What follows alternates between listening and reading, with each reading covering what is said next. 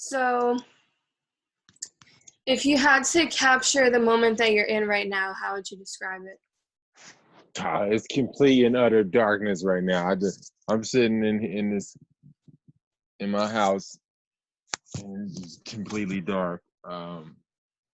But outside is actually brighter than in here. The stars look amazing. It's a clear sky. The moon is about set though. It was really bright when the moon was high in the sky. I mean, I didn't even need a fucking flashlight because Hmm. there's no clouds. So it was a nice night being out in the woods, really. What kind of energy were you feeling?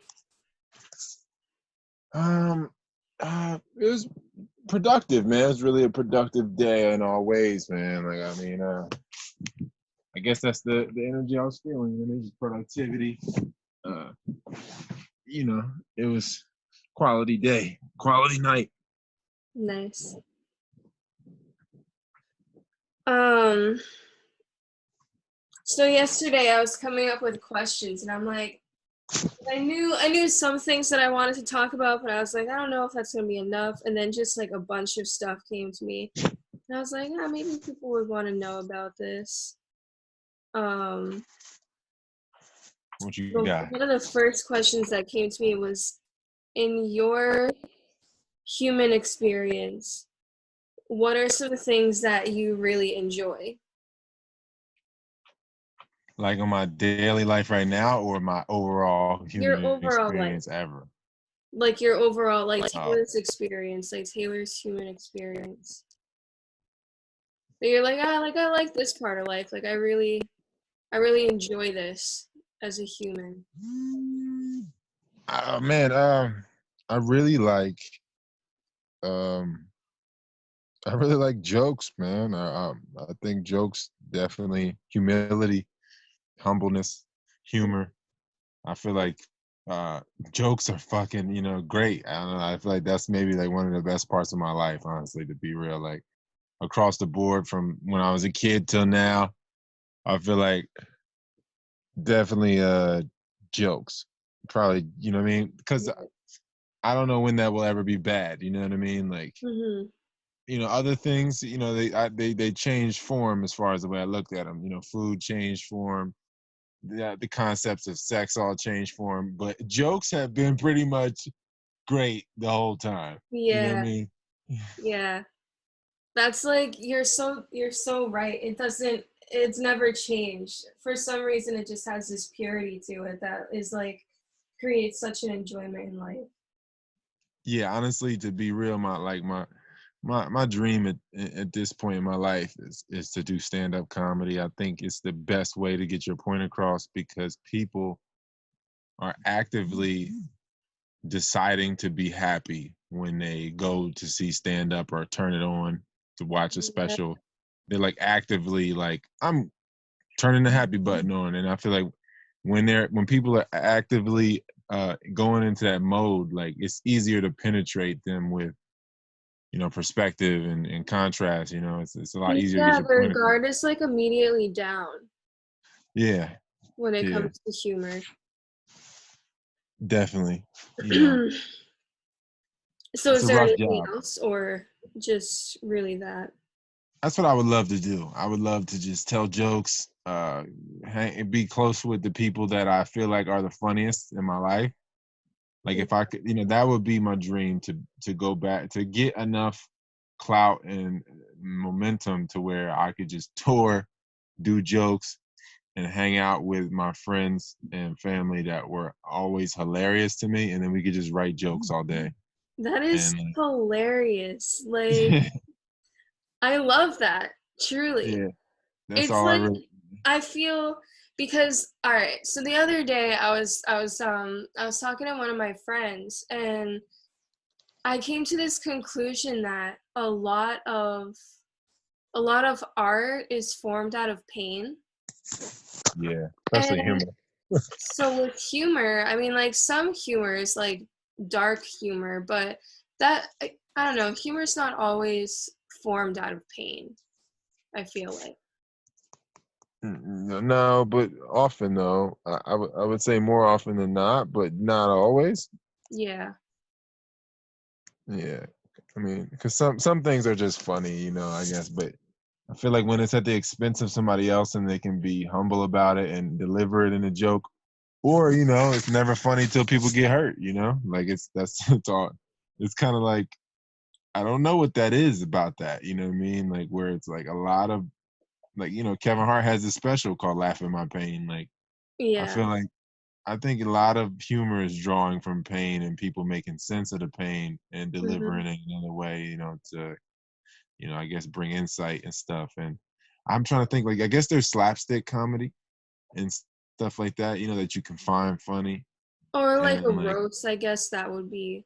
But I guess there are I feel like there are the only thing with humor is that it can kind of grow, like you can refine it because certain things just aren't funny. Like you said, I mean, if it's at somebody else's expense where it's like this is kind of so dark that you're like hurting another person.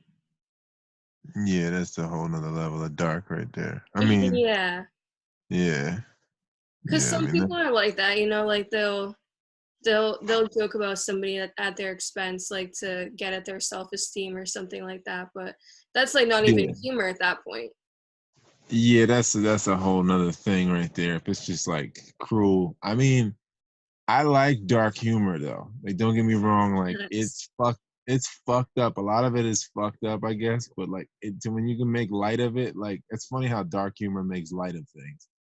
But like I don't know, man, like it's just so it's some of that shit is so funny, man. Like, whether it's about like whether it's dank memes or just fucking so many there's so many jokes, man. I'm gonna just sound like a bad guy if I laugh at like jokes about kids with Down syndrome or whatever. But if someone can do it, if somebody can deliver it a certain way, I'm not gonna not laugh because I'm policing myself. Laughter is one of the things where like I could not control that. That just came. I could. I Right. mean, you know, it's tough. I feel like Yeah. to hold back laughter is kind of tough if you're genuinely wanting to laugh.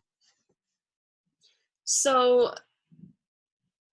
on the idea that art is mostly created through painful experiences, like what do you think about that? I guess you could say adversity. You know what I mean? And some people turn the the resistance or adversity. They go a whole other way with it where they end up getting hurt by it.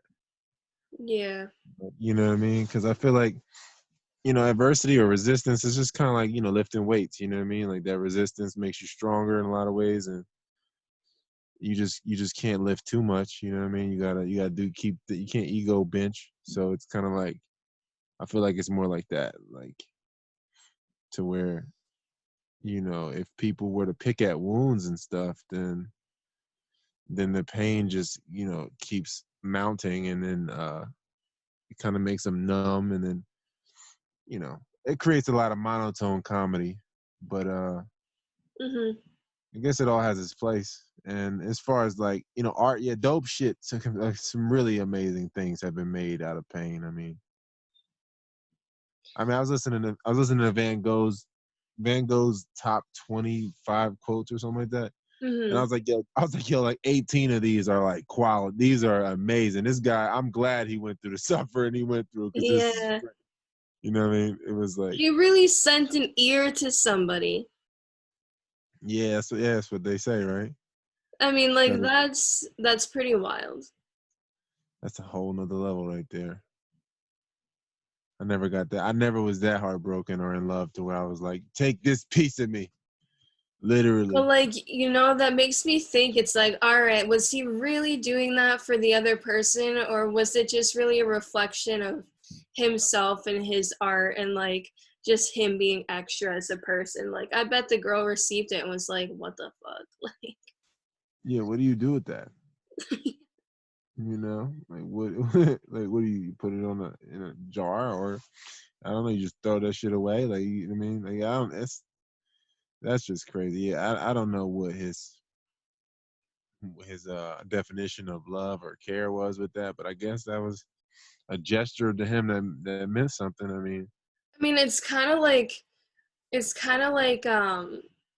cats when they go and like catch a mouse and bring it back to you, like, hey, let me show you my present that I got for you. And it's like, this is not a gift. I didn't want this.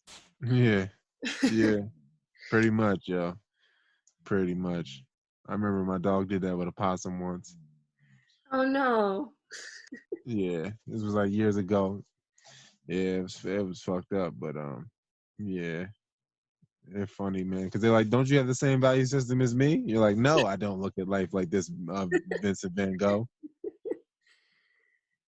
Okay, so you were just talking about like how you would like to do stand-up comedy, and that kind of leads, that's like a good segue into this other question that I had, which is, because of where you are with your breath on a daily basis and like in your life, I was wondering if your art forms also have become a bit more refined, like if you have gotten more into like drawing or painting or like dancing or something like that, or with writing. Like, I know you write your books, but would you ever write like a short story or like change, write something else? I got so many ideas as far as writing. Hmm. I feel like it's kind of like a pecking order, though, I guess, where I just want to get out the things that are like practical to people. And but Yeah. I guess at this point in my life, I do want to or I am. You just have to put. I have it in me. I just have to put it out. It's just like uh, I've completed enough now to where I feel like I can just start to do things that are more on that artistic expression side more than the practical side. I mean, it's still practical because I'm still gonna be getting points across, though.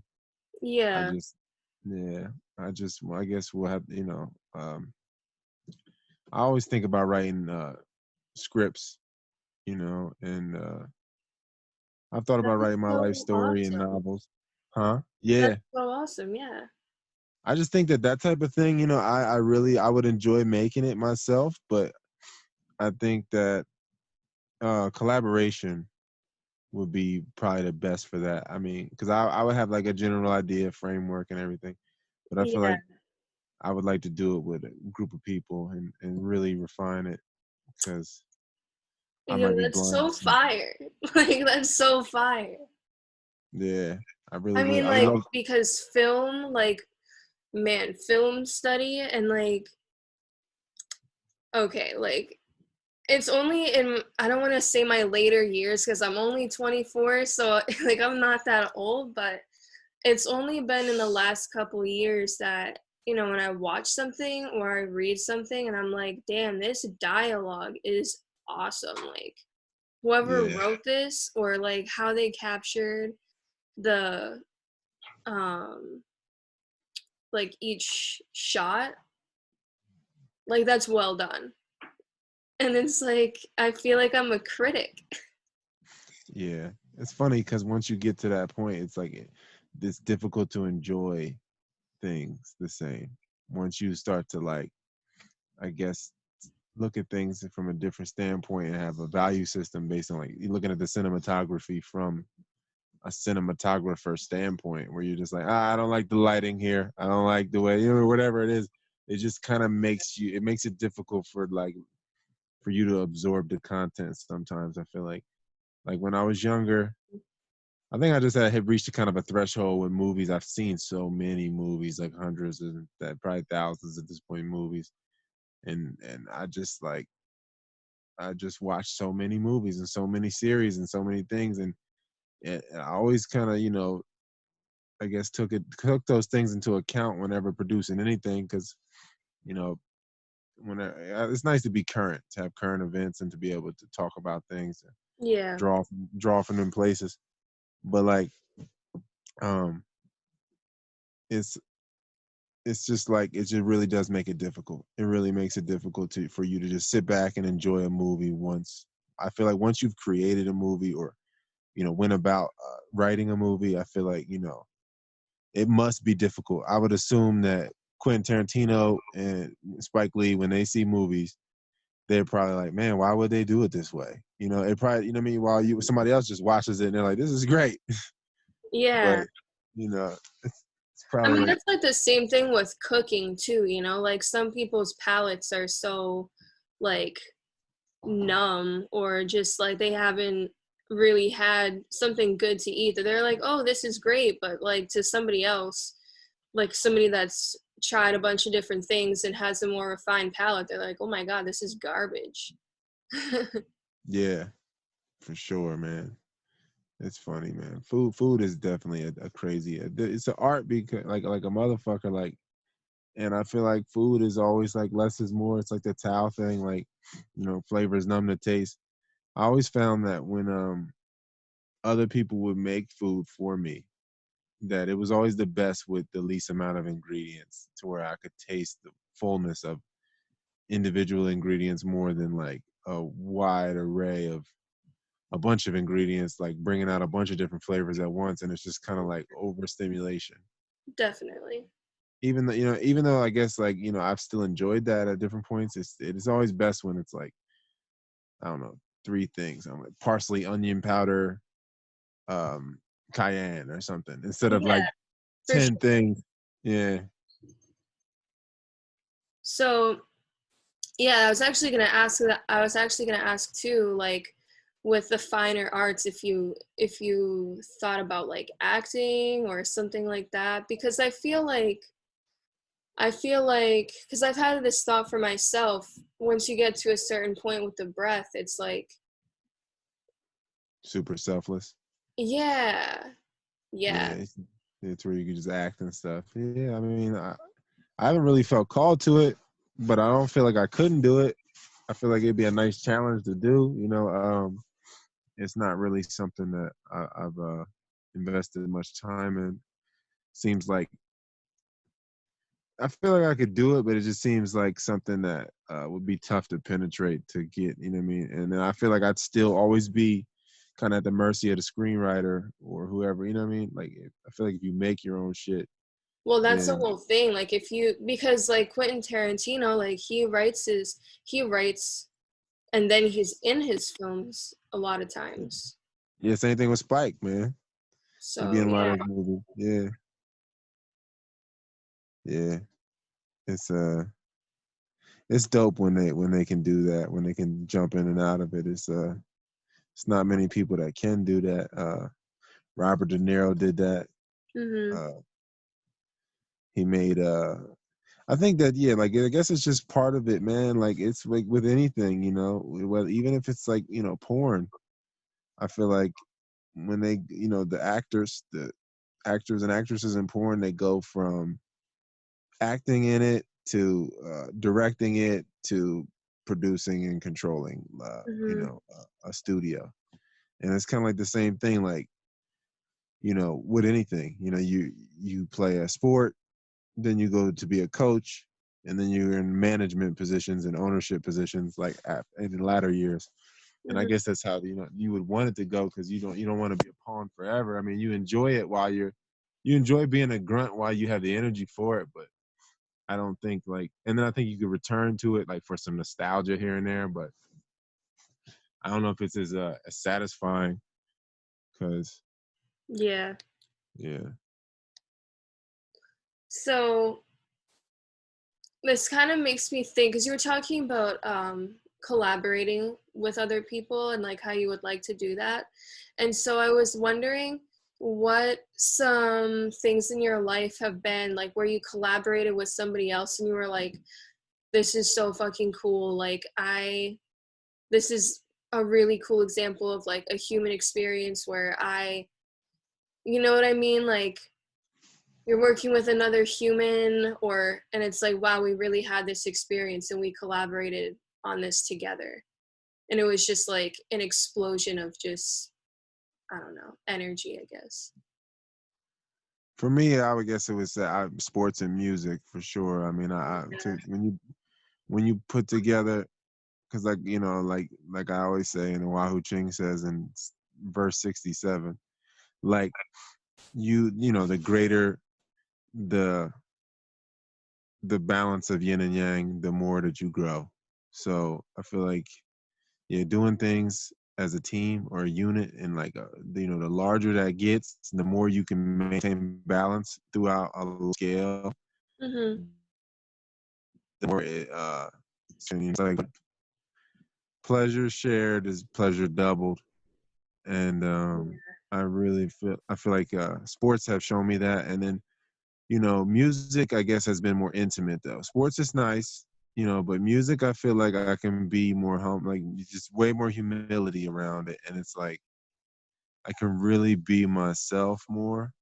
Like Mhm. with sports is kind of like you be your role, you be the character, and then once you complete your mission, then you can be humble. But I feel like through the process of music, I can remain humble throughout it all. And when I was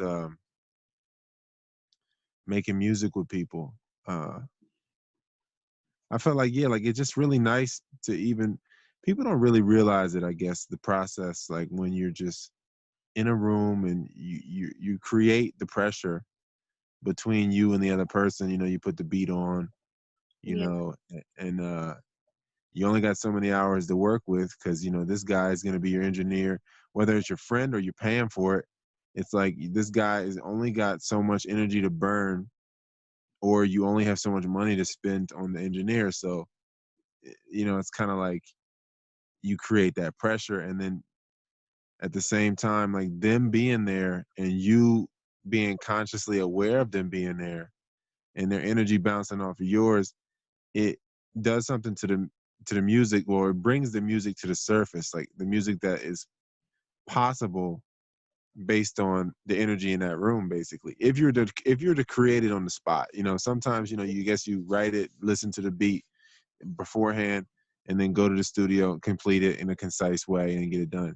But I feel like the times that I did it where we were just all brainstorming Mhm. and it was just all right there, and I feel like it would take me like 5-10 minutes make a song, and it would always just be, I don't know, I feel like more universal, because I would be kind of more selfless, and like I could feel everybody's energy, Yeah. and then and the beat itself, and I kind of just fill in the gaps and don't say too much, and Mhm. just let this shit work for itself. And I think that music has definitely, I've had periods in my life, yeah, where it just felt like a dream, man. Like you just floating, because like if you got somebody else that's really trying to work with you like that, and then you get up every day and you're like, all right, we're gonna get through the day, and I don't know whether they jump up in the morning and start recording with you, writing with you, or whatever, start mixing or whatever, or if you just have a period at the end of the day, at night when you do it. I feel like that, just having that, a cycle of that for even just like a week or continual weekends, like that has Yeah. been just Yeah, I really mean, nice. I think about that with like with like bands, and how like they all like, I mean, there's a singer and then there's like a bunch of people that play instruments, and it's like that is one of the coolest collaborations, like even though mostly music like that is um not the most popular, it's like one of the most amazing collaborations, because like I don't know, it's kind of just telepathy if it's really flowing well, like I mean with drums and like guitars and whatever other instruments. It's like pretty amazing when multiple people are performing at the same time. Like, Yeah, yeah, it is. To like whether it's a band or whatever, it is amazing to see that like people just completely going unconscious and relying on their training and their senses. I think it's something to that, to move in unison like that. Again, I think that's just like a greater balance of yin and yang, and I feel like it allows you to be more selfless, and you can kind of pierce the veil there when that happens. Really be in the moment. yeah. Like, what was it like working with your brother with music? At first, it was rough, because I could tell he was like I don't know if he was offended by it, but he was like, this is what I do. This is my realm. Like, would you, are you, you coming into my realm now? Yeah. And at first, it was kind of like, felt like I guess I could feel he felt like I was pressuring him. Mhm. But then I just felt like we made good music, and so after we made a few songs, it was like there's no point in infighting when we can just compliment each other, and I'll fill the gaps where you don't. You know what I mean? And I Yeah. feel like I feel like he's really so good at it that he can be so lazy, and he can take so much time off and not practice and not write for years and then just pull old verses out and just memory, he has them in his memory and just say them and shit. Like for me, I need the phone. I need to read off the phone and like it's like but I feel like I feel like I'm more active now than he is at this moment because I guess he's made so much that he's kind of not as Yeah. active. I feel like I'm more active now to where I feel like I have more of a drive. I got things to say, and I think he's kind of in a place where he's like, I've said a lot. I don't really Yeah. I don't have so much to say anymore. It's enjoyable though because ultimately, it's like a time capsule. Every time you listen to music, it like takes you back to that time when you made it, Mhm. and you got it forever, kind of. As long as you're alive, I guess. As long as you got access to it, it's like you have this piece of history, and you have a piece of them. Whether they die or whatever. Like it's you got that like something special about that. Yeah. So, do you feel like how did he inspire you? Like because I mean both your siblings are both really artistic and creative. Yeah, yeah. My brother, early on, my mom was the art major, so Okay. my brother early on was, I mean, besides sports, he inspired me with sports really early, you know, really, really early, 4 or 5 years old. But um, he used to draw the characters from comic books, like Mhm. Spawn and stuff. He used to draw Spawn all the time, like, and I just felt like it was so dope. You know what I mean? Like he had so many dope drawings that I just was like, just in awe of the drawings because we shared a room and he would draw and put it on the tape them up on the wall and stuff or Yeah. thumbtack them. And I feel like it was just I don't know. I the way he would draw, it's like funny because I can tell when a woman is drawing from watching my mom, Uh-huh. and I can tell when a man is drawing. And my brother was kind of in between. Like he still had more soft lines that men usually are hard with their lines. And like I just felt like I hadn't seen that out of a male, as far as Yeah. art goes. You know what I mean? And since that was one of my first introductions to art, I just took it as like this is quality, this is really good, this is what I see as good. And then I went into the world from out of my nest in my house with my, family, and it was like it's a lot harder and a lot more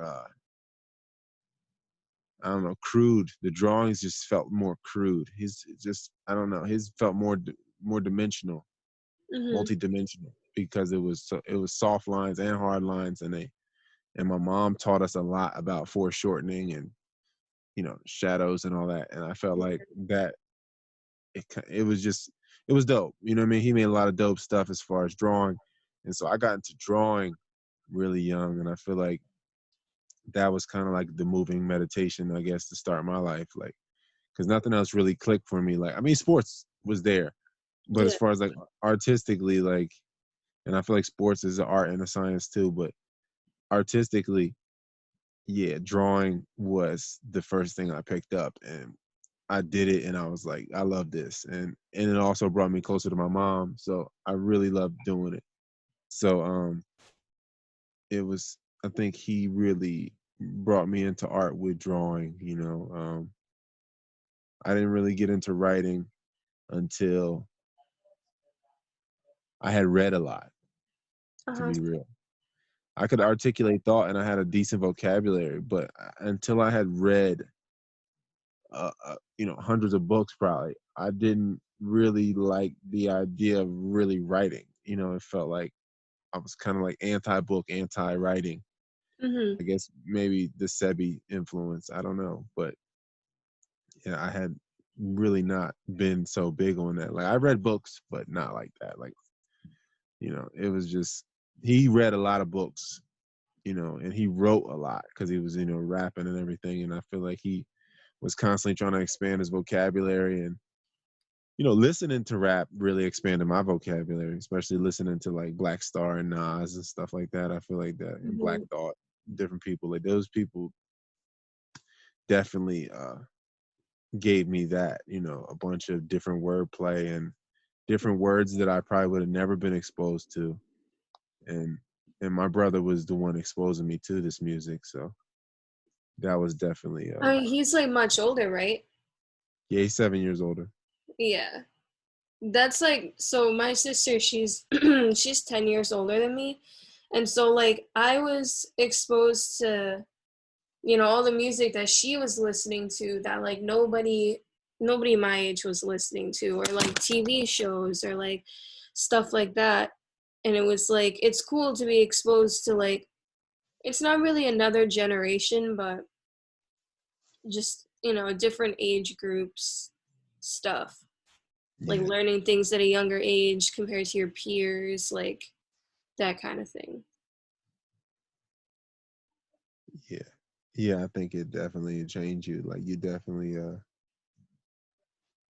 evolve a lot faster in a lot of ways. And some ways you might age quicker because you get dissatisfied with your peers and you want to be with the older people, and it might get you into things earlier because you feel more developed. And in Yeah, a lot of definitely. ways, yeah, you might I was be more the developed, but I was the youngest of like my whole family, between like all my cousins and my sister. And so like, and then my first cousin on my dad's side, like he's 7 years older than me, and he was really into rap, and he was one of my biggest influences. And um like I would see him all the time, like every weekend, and he was listening to rap, and like then I got into rap.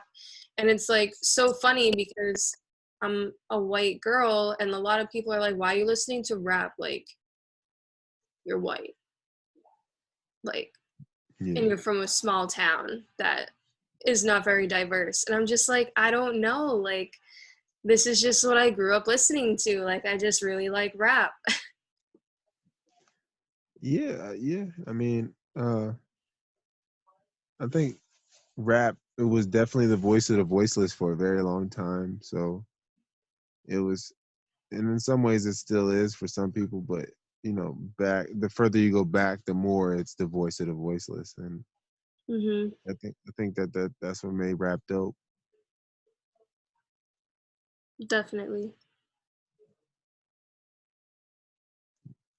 People need that. People need to get that perspective and know that exists and is being embodied, and people live in those. They're living those raps. Whether the person rapping it is living those raps or that's their environment, or people around them living it. People need to realize that's happening. Yeah. So between you and your two siblings, what do you think? Because like I said, like you're all creative. So like what would you say that each one's forte is? Like what each one is best at? Um, my sister is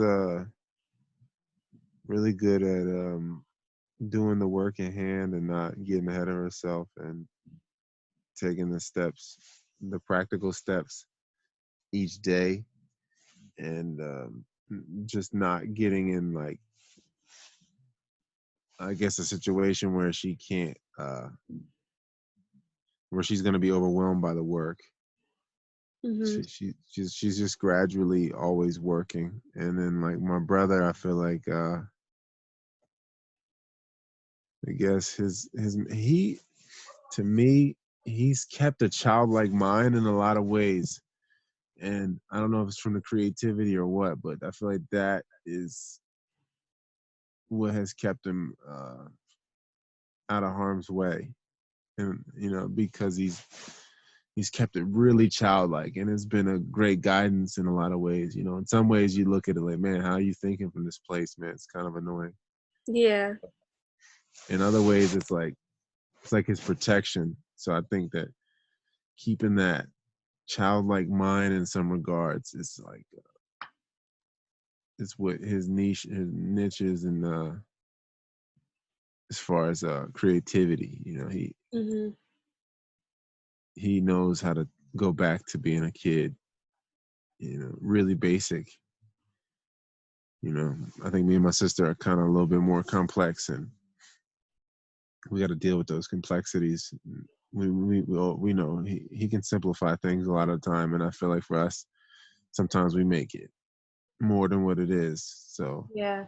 I think that, yeah, my sister just knows how to do the small tasks consistently, That's whereas I think, really key. yeah, I don't think me and my brother are like that in our approach. Not that we're bad. I think she's just really good, and then I think, yeah, Yeah.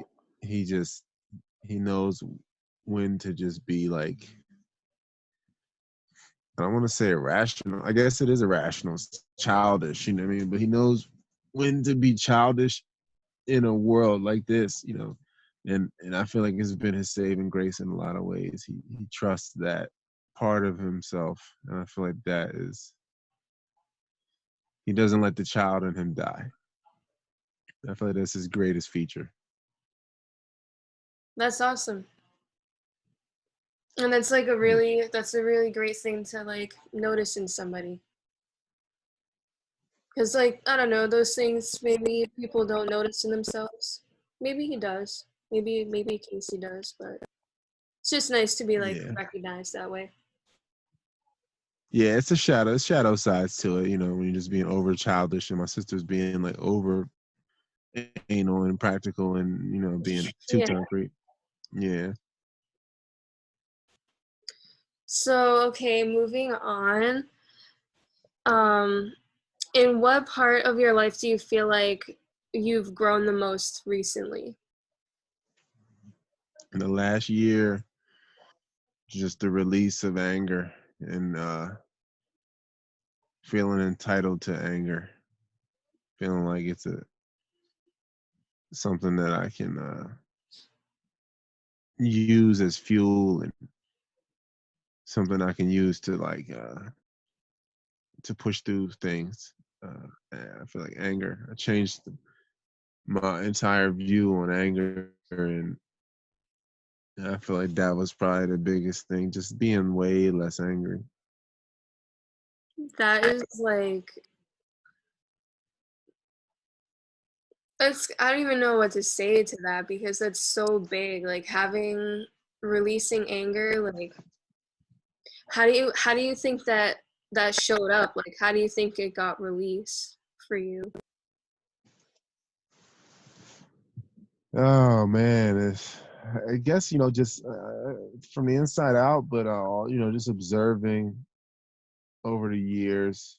I guess I reached a threshold, a point where I could see things for what they were, and the behaviors in me that were instilled, conditioned behaviors, and when I'd see them be embodied in the people around me, I could see like, oh yeah, this is stemming from anger. Yeah. Um, and generally, it's I feel like it's a cover emotion for a deeper emotion most of the time, not all the time, I guess. For I some was people, I actually don't know, just but from gonna what I've seen, say, like, yeah. I read this post that said, I sat with my anger long enough that it showed up as grief or something like that, and grief is in the lungs, right? And you've been breathing a lot more. So, do you feel like you realized that a lot of the anger was grief or not, or maybe not? Some of it, yeah. But I think some of it was really just like genuine anger and like a jaundiced perspective on life. Like I feel like I just had a discolored perspective on life, and I felt entitled to anger, and I felt like I really beat up on my spleen and my liver, and I guess I didn't really have the credit for that. Maybe like the people in my lineage did that for so long that I kind of reached the end of the line where it's like, do you really want to die this way? Yeah. You know, or live this way, however you want to look at it. But yeah, that's kind of I guess what I came to.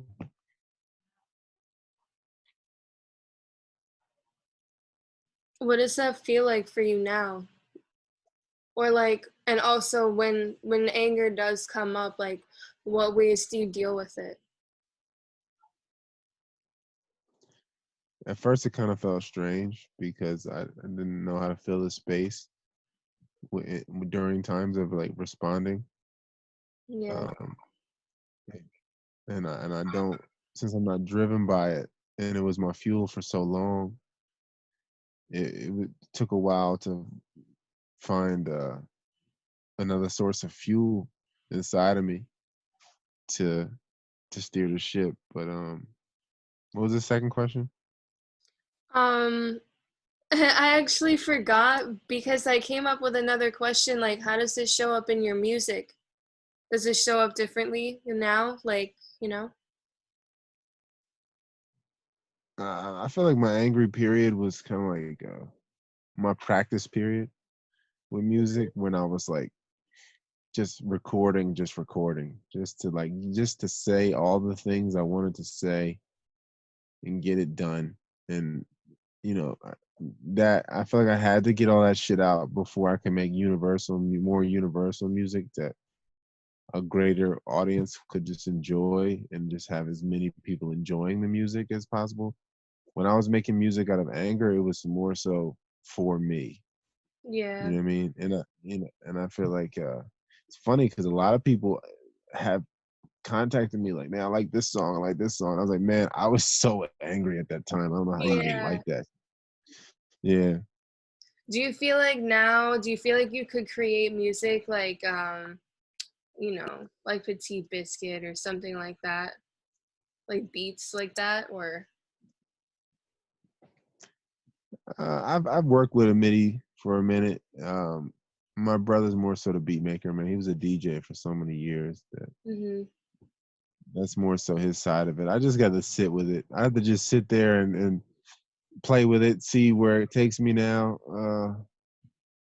I just haven't really felt inspired. I feel like with music, I feel like there's just so many beats out there. Like if you type in like petite biscuit type beat, it's like it's really limitless. Like uploads every day. Right. So like you know what I mean. I feel like I'd rather just find a beat that resonates with me and then just say the things I feel inclined to say because I feel like I have more to say than like speaking through beats. I guess you know. Yeah. Mhm.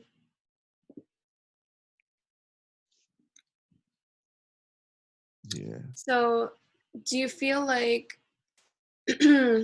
as you've released the anger or like throughout that process, do you feel like life became less of a prison to you or and like you could enjoy your human experience more? Yeah, I guess yeah. So in some ways, yeah. In other ways, you realize how much people connect off of anger. You Yeah. know, all the people drinking, all the people eating bad food combinations. It's kind of like they're connecting off of anger. They do these things together, and so for me, like recalibrating and like repurposing my life and reshaping, this is my approach. I felt like it was really isolating at first because I didn't really, in my immediate circle, I didn't really have anybody I could connect with Mhm. that wasn't using, most people use anger as fuel. So it's kind of like I felt good inside myself, but I felt like I couldn't share it. And then I felt like me being so peaceful kind of came off as being lofty. Yeah. And it created like problem, like being around people and being in that state. Mhm. But like in your own in your own body, like in your own mind, was your experience more freeing? Yeah, for sure. I Yeah. mean, for sure. Every day more and more, but yeah, definitely. I mean, because like it needs to start with you, and then other people will come along. Like Yeah, if I you're mean, that way.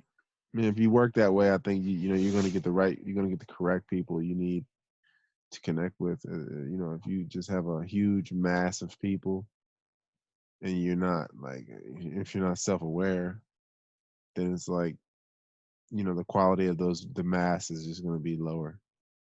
Hmm. So,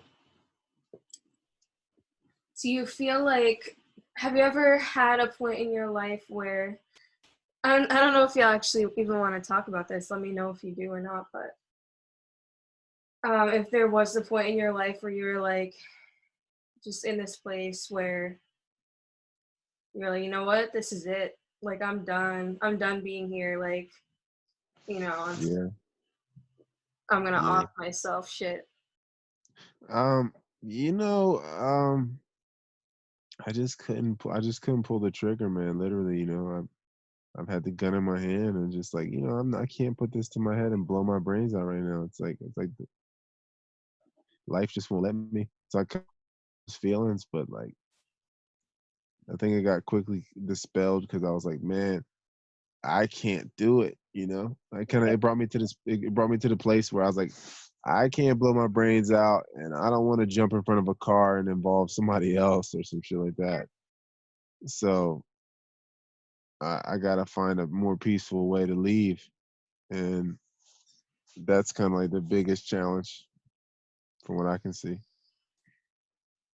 So when you were in a space like that, like, do you know what led you there? Traumatic events, sorrow, and then Yeah. compounding it with chemicals, drinking and Mhm. smoking, Mhm. and yeah, I think that's mainly it. And then abusing the herbs to drink and smoke, and then going through like intense detox symptoms, and I think that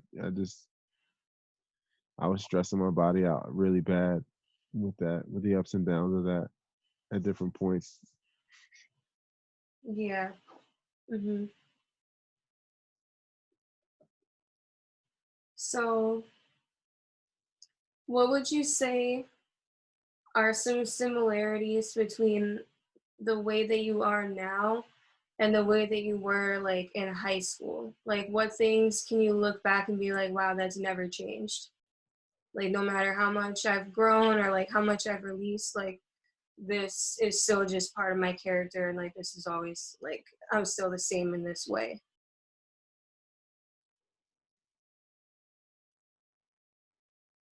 My bad. What you broke up there? What did you say? Sorry.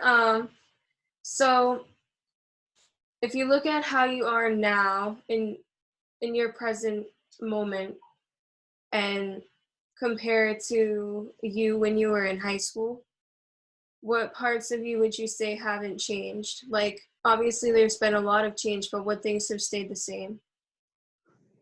Uh, Um. Oh man. Probably really basic things. Just small enjoyments. I think those things really haven't changed. I kind of like a lot of the same basic things, but Mhm. oh man, it's funny because I feel like college is really where I learned a lot, and I started to go towards veganism and all that type of stuff. But that's kind of where I was spiraling. Like I feel like high school wasn't so bad. I feel like I was definitely like, I had my issues and stuff, but I feel like I hadn't like the concepts of things, I hadn't had as deep of an attachment to it. I hadn't communicated those attachments to myself in high school. So I feel like now I'm kind of like how I was in high school, to where I was just like living and just living, you know. I feel like at that time in high school, I was kind of just living, you know. Everything was kind of laid out for me.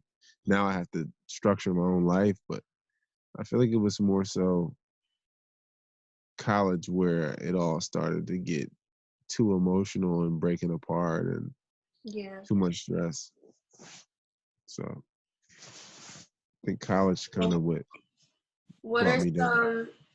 some things like part of your sorry Good. um part of like your personality, like how you come off to other people?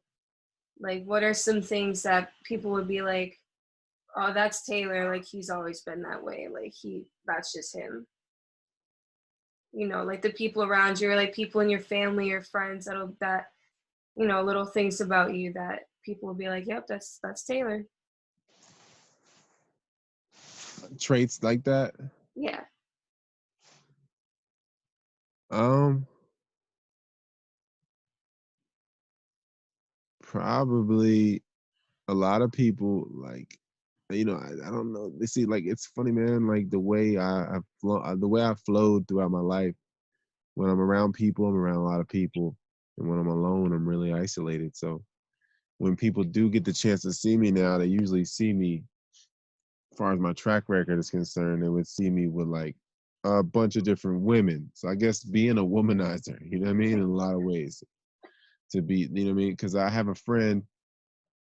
As you know, in high school, I hung out. I had, you know, male friends from sports and stuff, but I was mainly hanging out with women, females.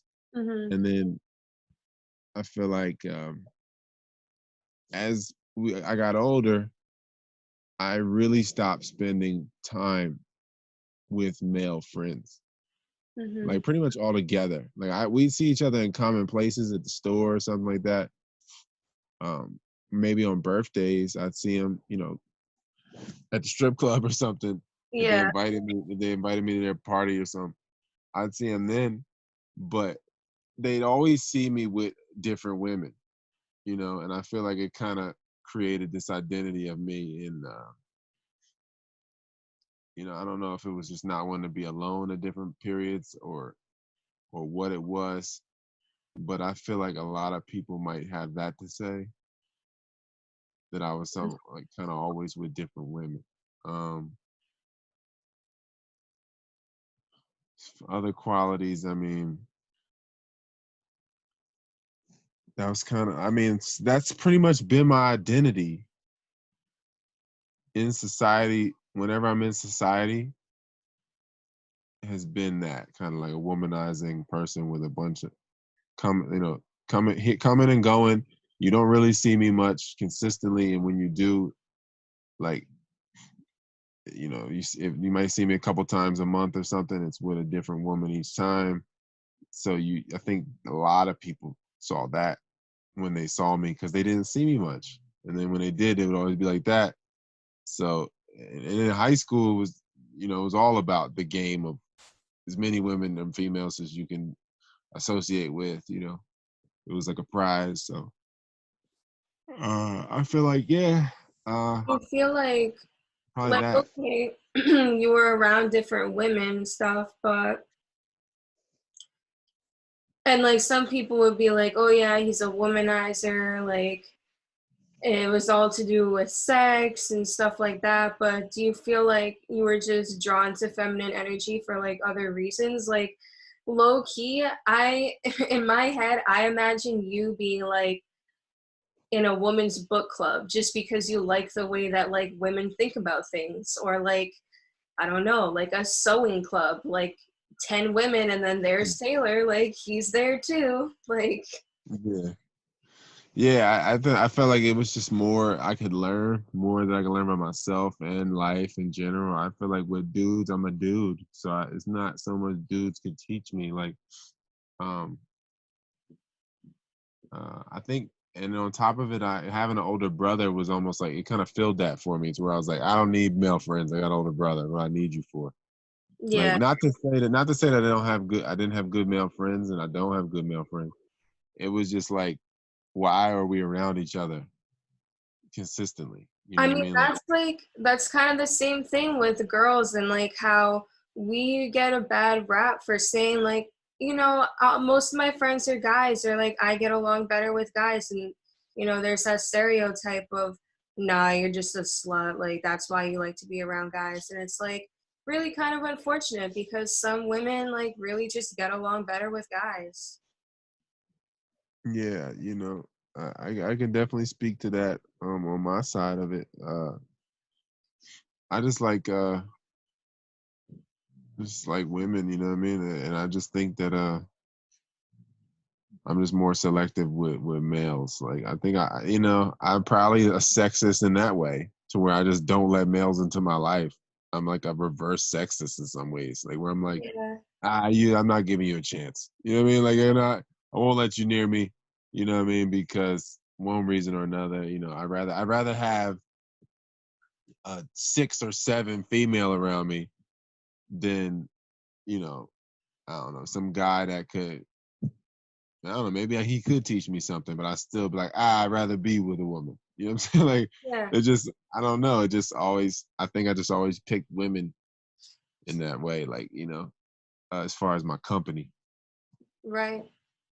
Hmm. That it's kind of a stretch, but it kind of makes me think this was something that I wanted to bring up anyway.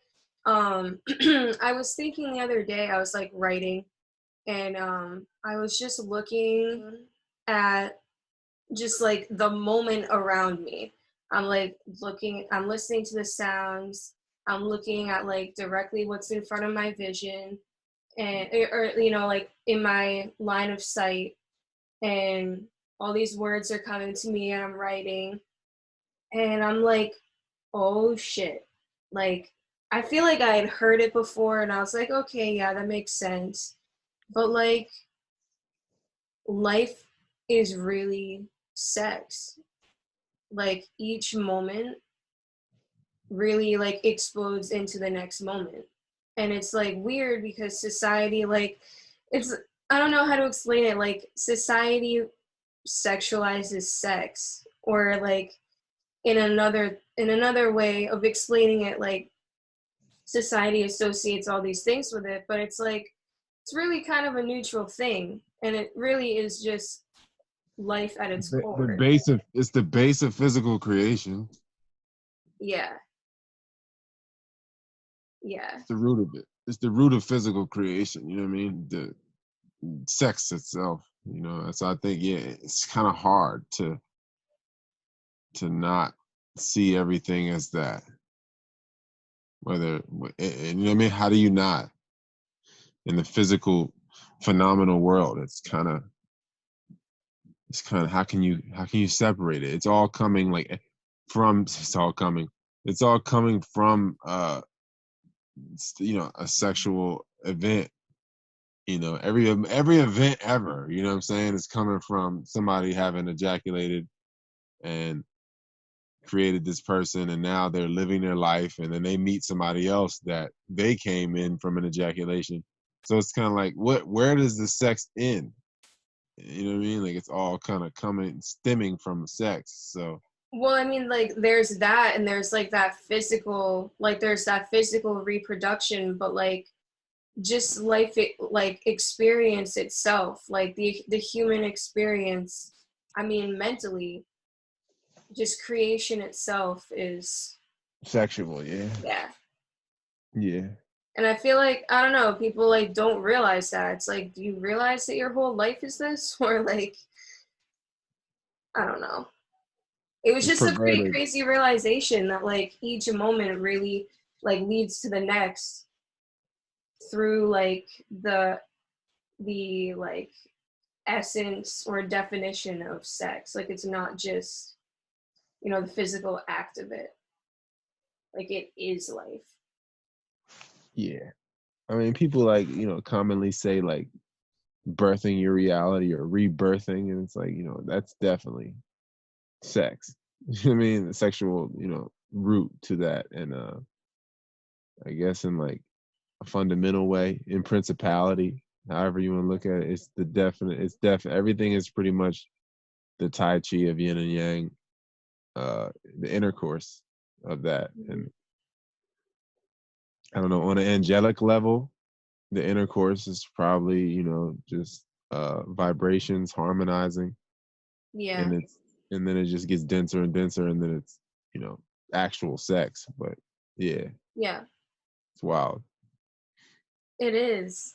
It's like it's so funny too, like thinking of the way that society like stigmatizes it. And it's like, wow, like if you really if you really associate all these negative things with sex, you like really hate yourself.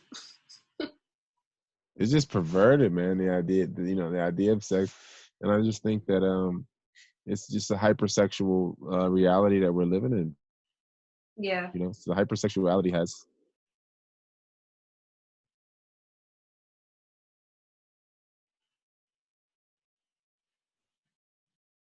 I lost you for a moment. Maybe I'm muted or something.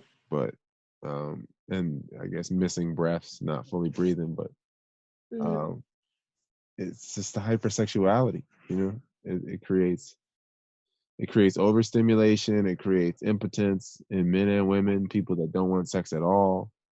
It's all stemming from some sort of hypersexuality. It's always like, you know, weakness is overused strength and all that. Like the more things are misplaced, then the more, you have these extremes where people are so abstinent and against sex, and then you have people that are, hypersexual. So it's like, Yeah. yeah, it's just too much of it, I guess, as far as like for it to be like a peaceful balance across the board. It's just too many people that Mhm. are hypersexual. It's gonna be here. Somebody's gonna be hypersexual, probably always, but it's like it's the general the general population is pretty much hypersexed right now. Yeah, definitely. So, and we perfectly segued into like part of the questions that I wanted to ask you. So, um, the way that society stigmatizes it with like, um, like the different morals, thinking that, or, saying that people are like loose or disobedient, and how that plays on people's self-esteem. Like, what ways do you feel like you could redefine sex so that people can look at it in like a less like dirty way? Because it's just like we were just saying, this is a fact of life. Like, this is life at its core. So what words could you use to like associate with sex to maybe help people realize that, Mm. like, they're not disobedient, they're not loose, like this is just life. Yeah, it's always like how you do things, and not. I mean, it's what you do, but it's more, I guess, how you do things. And so, um, I think it's just like respect in other areas. Having respect in other areas, it will Mm-hmm. like kind of bleed into that respect for sexuality. I don't think uh, I don't think there's really a one size fits all for why people demonize sex, I guess, and to change it on a practical level. I don't know what you could say, rhetorically to change people in that way, because if people have their concepts about sex from a gamut of sources, whether it be religion, whether it be traumatic experiences, or Mm-hmm. whatever, other conditionings. I think sex itself is to get people to stop looking at it that way is kind of tough. Like, um, as a whole, I don't know.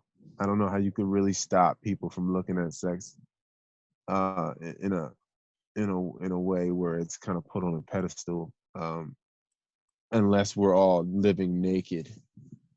I think that'd be the only way. If we were all living naked, I think sex would be it would be it's just like decriminalizing weed or something. You know, if everybody was naked, then it would just be like, ah, whatever. Yeah. Yeah. That's so nudity. It's pretty crazy because, like, if you go to other countries, like, nudity, especially in Europe, like, nudity is pretty well accepted. I mean, there's nude beaches. Like, you can barely find a nude beach, like, in the US. But, like, Yeah, there's nude beaches all over Europe where people go, like, as a family, like a mom, dad, and kids. Like, yeah, it's just normal. And so it just, like, raises this question of, like, what are they thinking differently? Like, that to them, like, this is normal. This is like you say, like, we were born naked, like, this is normal.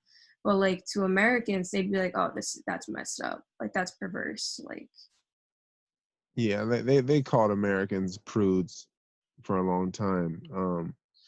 I think you know, it's saying, you know, it's really not even just the beaches too. I mean, the spas in yeah. Europe. You know, you go to a sauna or a spa in Europe, there'd be man, woman, and child in there, all butt naked.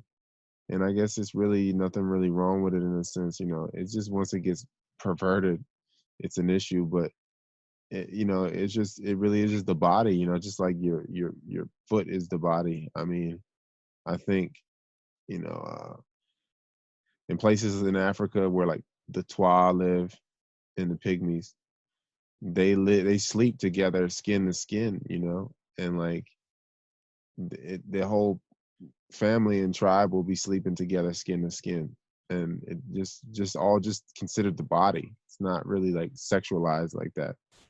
And I think America is just a lot of prudes, man. You know what I mean? So the Quakers, um and you know, if you're going through a lot of the people that settled America, it's a lot of prudes. It's really a lot of prude, you know, foundation. So I think that's just, you know, just the nature of the people that came and settled.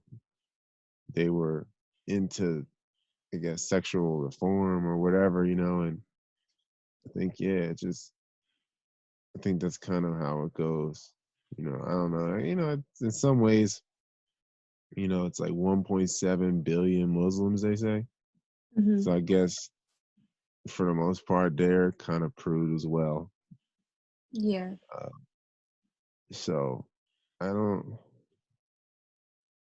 I don't know. You know, it's wild, like why that is, and it's just for control. I guess a lot of it's just insecurity, a deep insecurity, and like I don't know if they have if it's justified insecurity or if it's just fear, you know. But it just seems like one of those things that when you go to places that are have some freedom in Europe and Africa and Latin America, where you can people can just be, and it's not separated so much, you know. It's not Hmm. as you know, you don't focus on the sex organ so much, but the media, you know, Zionist media is really hypersexual. So it's America is kind of the epicenter of that as well. Not, you know, I guess so you get the prudes, and then you also have the hypersexuals in Hollywood, and like from the Zionist media. So it's like it just, you know what I mean? I think it just creates the situation, Would you polarizing say that you're, situation. like, somewhere in the middle at this I point don't. in life? I mean, as far as my view on sexuality Like or my that, personal or just my how, personal preference. yeah, like, just personally, like, in the aspect of like prude or like hypersexual? Like, do you feel like it's just like somewhere in the middle, or? It's kind of like, I guess it's depends on what I'm. If I have casual sex one time, man, it reaches, it could just ripple into a lot more. Mm-hmm. So it's really kind of just staying present, and I guess like maintaining the values and the view of things, to where I can see, discern, where my motives are. So I think I'm conscious of it. I'm not as judgmental. You know what I mean? I definitely don't judge other people's sexual acts and behaviors. It's not really my business, as far as like what they're doing. You know what I mean? I have my opinions, but as far as like treating people differently based on the way they enjoy sex, it's not. I don't really care what people do. Right. But like, as far as me, I don't know. I mean, I know I have the potential to be um very yeah, I guess as you say, loose with my sexuality. But at the same time, like right now, I feel like I've tamed that area of my body really well. I haven't been exposed to the society as much as maybe somebody else in the recent times, but and I guess that's the greatest challenge, to be able to go into society and not feel like pushed around by sexuality. Yeah. But now I guess, yeah, maybe you could call it in the middle, because I'm more tantric and everything. I'm not as uh I'm definitely not like ejaculation fixated or anything like that. So I think I don't know what you could call that, but I definitely I definitely still find myself objectifying women if I'm not careful. Yeah. If I'm not careful about it, it can happen really quickly. Staring too long and all that type of stuff. If you're not in control of your body, it just happens really fast. I'm not. I think it's daily practice.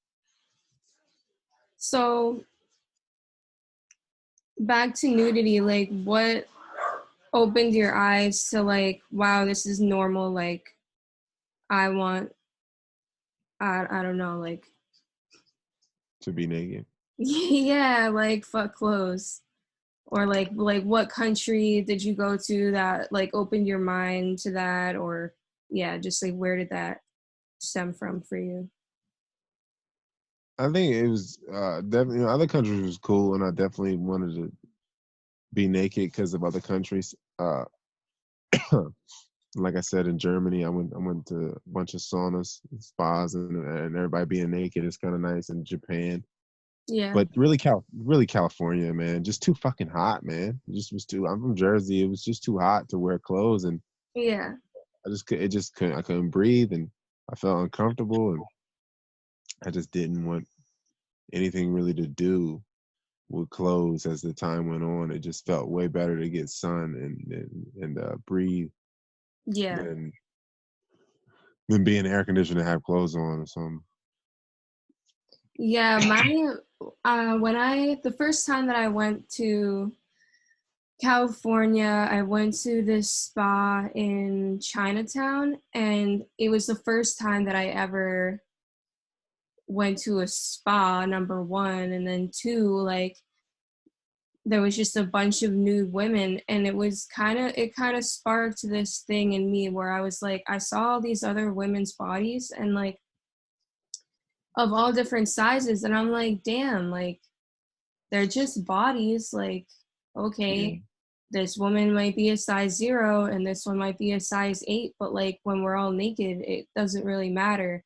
And I remember these girls, I think it was like two friends, they came in and they were overweight, like they would have been considered obese, and they were like their self-esteem was so low. They were like, really, like, do I have to go in here naked? Like, can I wear something? And like, I remember I said to them, I was like, just come in here. Like, don't worry about it. That doesn't matter. Like, it's your Yeah. body. Like, who cares? And I just remember seeing them being like, man, like, I'm not good enough to be here. And like, I don't know, it made me feel bad because it reminded me of myself. And I'm like, I'm not that big, but like I've still had those feelings about myself, but just being in that environment really did something for my self-esteem and like my view on bodies. And like it's really crazy what clothing sizes do to people's self-esteem, and like just, you know, the fact that they wear bigger clothes or whatever. Like, okay, people might talk about health and like what's healthier or whatever, but body acceptance is like a pretty crazy thing. Yeah.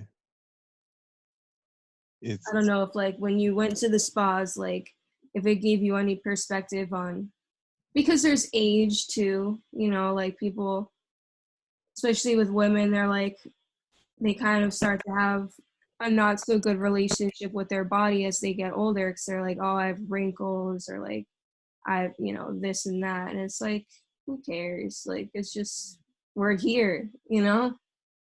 yeah. Yeah. Um, I definitely have had that. I've definitely felt like, you know, in sports, in the locker rooms, and in spas, where it kind of just, you just don't you it's, why how could you care in that environment? How could you care about those things? Yeah, Um, it's not the same as being in an environment with the opposite sex. I mean, but in spas like in Europe and stuff, when you're in there with children and women, it kind of throws you off because the mind of an American is like, this is wrong for women, for children to be in here, and this is like, I guess, competitive if it's women in here. So right. it kind of breeds those thoughts. But after being in there around other people and it not really meaning anything to them, I guess it just rubbed off to where you just don't care. But I think everybody kind of needs those experiences. I went on a first date like that. Yeah, that's cool. Yeah, that's pretty cool. It really It just like, broke the ice. yeah, totally. I mean, like that's a pretty cool like first date conversation too. I mean, like that automatically makes your conversation probably different. Yeah, I mean, you just got the nudity is like an elephant in the room, but you're like, okay, so we're gonna be like this for some hours. I guess we might as well talk about something of more substance than that. Yeah. It's Yeah, really I'm sure, because I've never been to like a spa or a new beach or anything like that in Europe, but it must be like pretty, I don't know if it's the word for it, but like jarring in a way, because it's like, or at least it's one of those moments that, like you said, it just creates so much contrast, like holy shit, like these people don't think this way. But it just makes me wonder, like, you know, what they do think, like, yeah. yeah, um, What their standards are.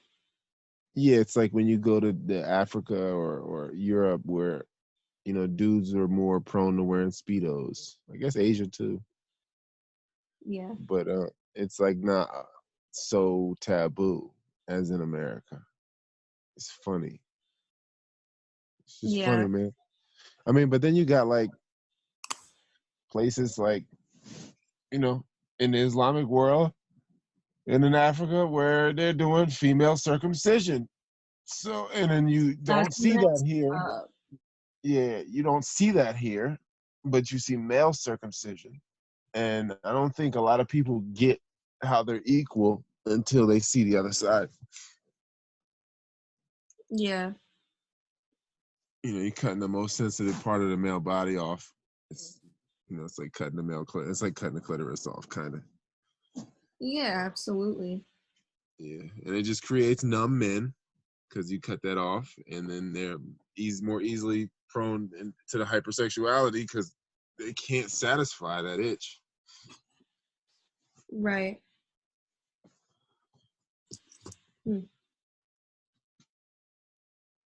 So like,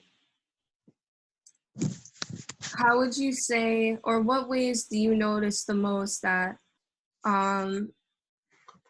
the way that sex is viewed in society, like the way that it plays on the self-esteem of each gender? And I'm not trying to get into like all the different genders that Yeah. So what's the like question again? we'll open it up to any gender that people identify with. But like, how do you think that, what are the ways that you notice the most for like man and woman? The stereotypes? Yeah. Or like the way that, what ways do you notice that it plays on the self-esteem of like each, like man and woman?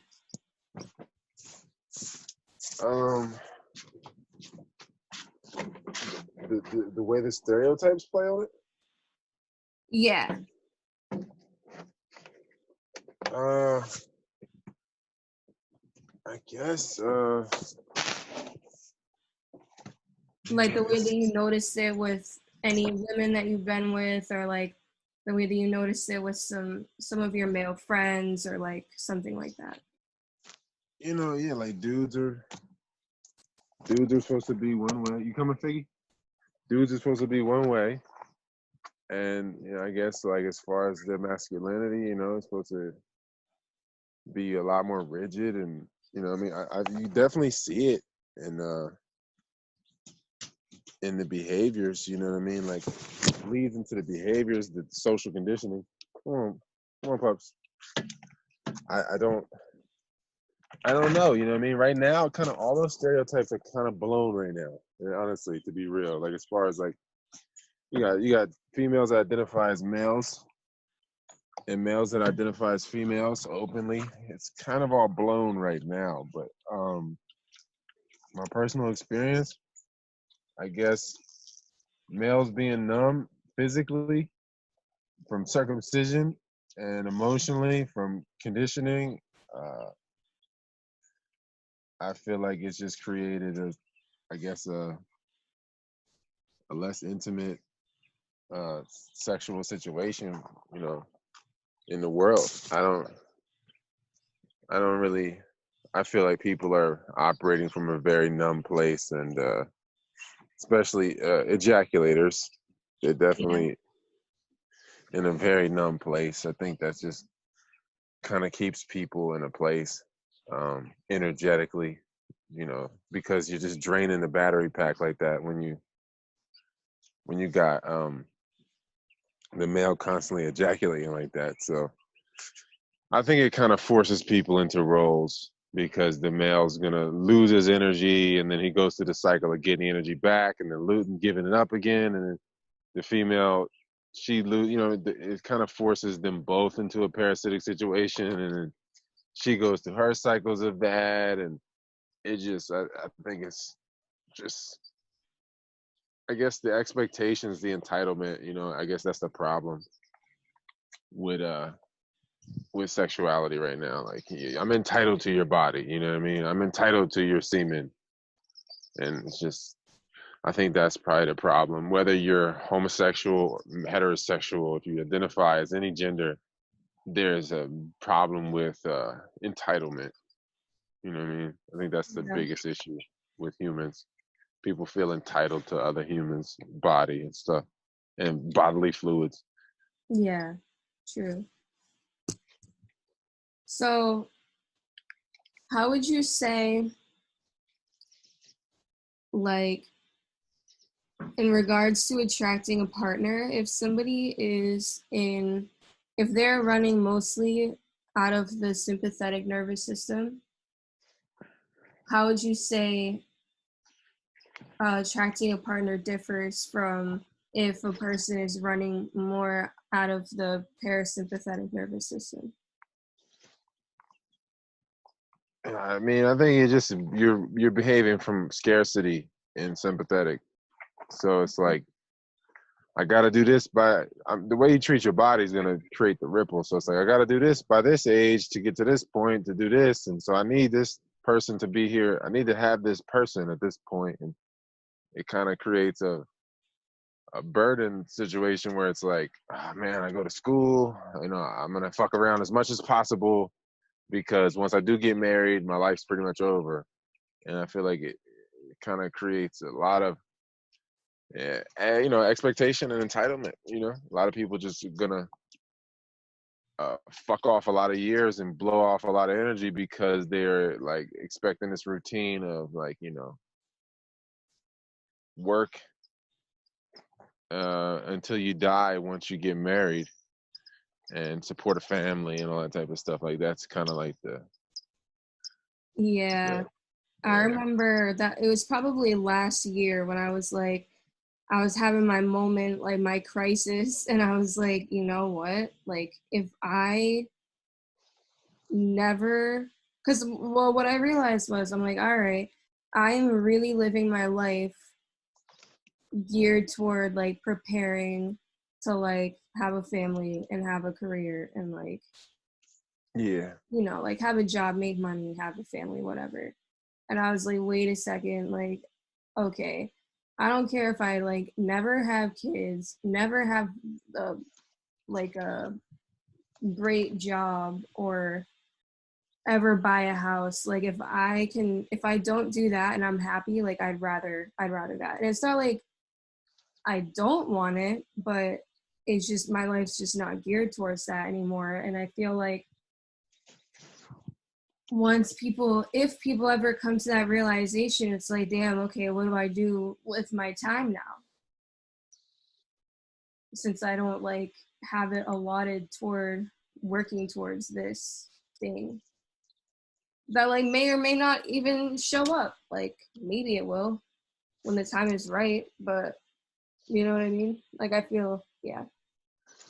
Yeah, I think it's part of, I guess, the animal farm, I mean, the human farm thing where like, you're doing everything with a time mentality. Like I only have but so much time because, because the way the body's being treated, you really don't have much time. But if you treat the body a different way, then it's kind of like, just stay available for things. I don't think you need to like shut things off. I don't think you need to, you know what I mean? You just got to stay available for things.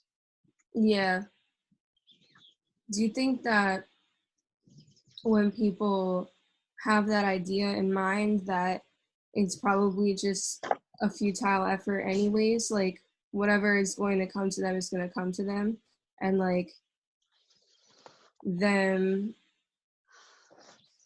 As far as children or like, yeah, just the way that life plays out anyways, like, with a job or like working towards some job or something like that, like,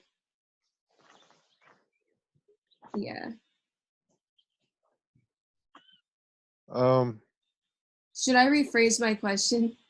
No, I was gonna say, a lot of times when it comes to children, a lot of times I feel like it's kind of in your life, you can do things in the beginning or you can do things at the end. It's kind of like how you want to stretch it out, to where you can have experience those experiences quickly or in a slow, painful way or in a slow, peaceful way. It's kind of like I think when it comes to it's just an alignment thing, man. I think it's an alignment thing. It's kind of like whatever you feel like aligning with and wherever you devote your focus, it's, I guess, where you begin to align with. And so it's, it when it comes to children, I personally feel like when you're with somebody, you can only have, like, the kid that you can have is the common ancestor between you. Like, you're not going to have some other new energy. It's going to be whoever the common ancestor is that exists between the two of you. So I guess given the environment that you put in or that you put yourself in, when you meet this person, the children that you can potentially have are going to be the ancestry between you.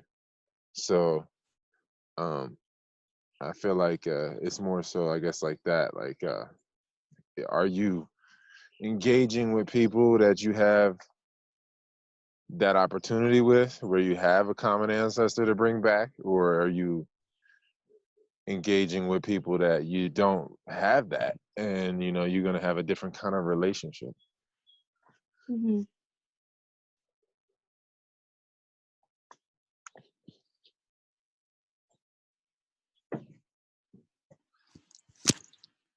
So,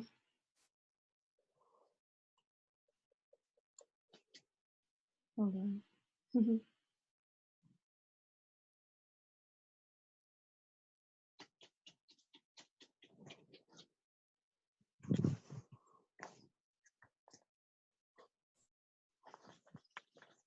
So, changing the topic, do you find, I mean, because you said, like you've read a lot of books, you've watched a lot of movies, like that type of thing. Do you find other people's lives like intriguing, or is that something that you're just like, like not my business? I'm not really interested. Um, everybody kind of has something, everybody has some kind of something intriguing. I guess it's like, the way you do one thing is how you do everything. And I think, the way, like, there's certain commonalities of people, it's kind of like the same, I guess, sentiment where it's like,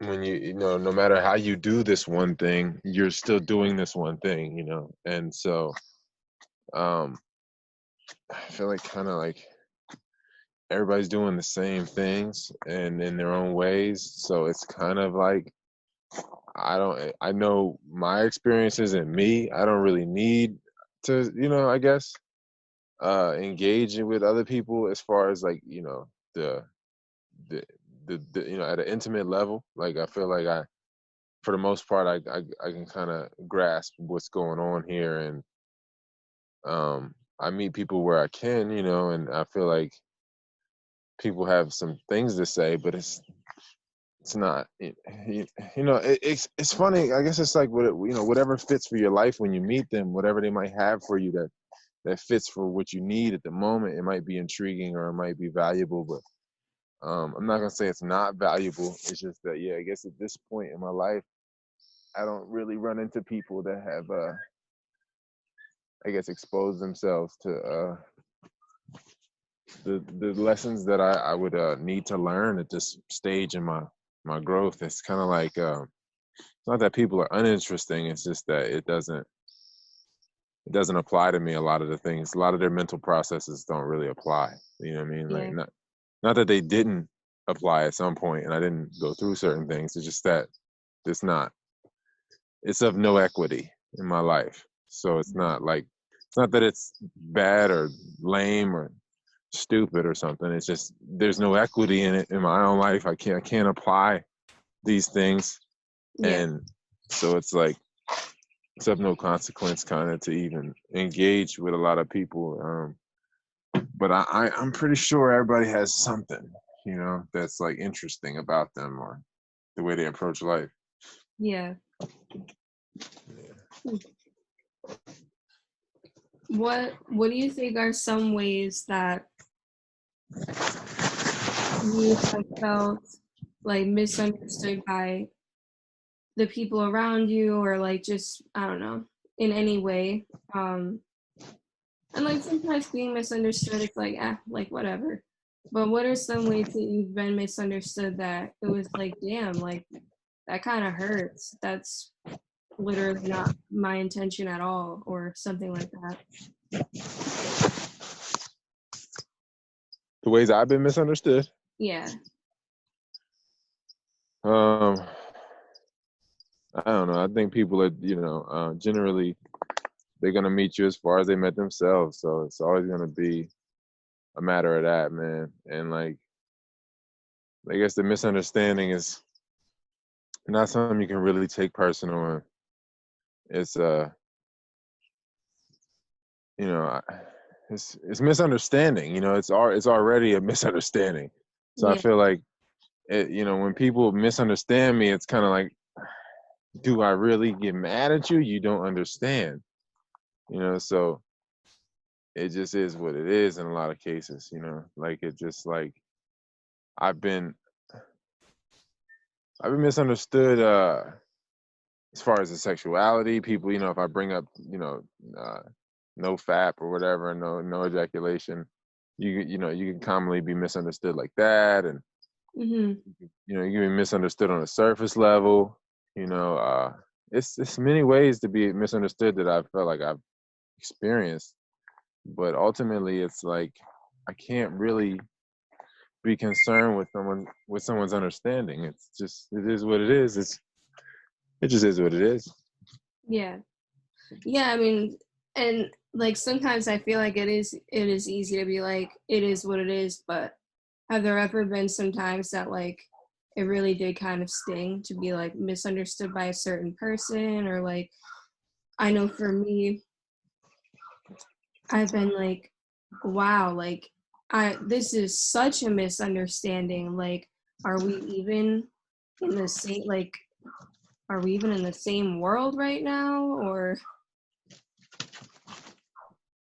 Um, I, I, I don't know. I think it just, oh, man, it's a broad concept, misunderstanding, I guess, in a lot of ways, because a lot of people just don't understand and will never understand. So I don't know. I think I kind of was always on the outside looking in mm, with certain things. So I never really got bothered by what people could grasp. It kind of felt like it was always none of my business. Come on, boy. yeah, that makes sense. So in like referencing the phrase never say never, has there ever been something, or like what is something that's like prominent in your mind that like maybe you were like, like I'll never do this, and then just life brought you to a point where you did that and you were like, damn, I said I'd never do that.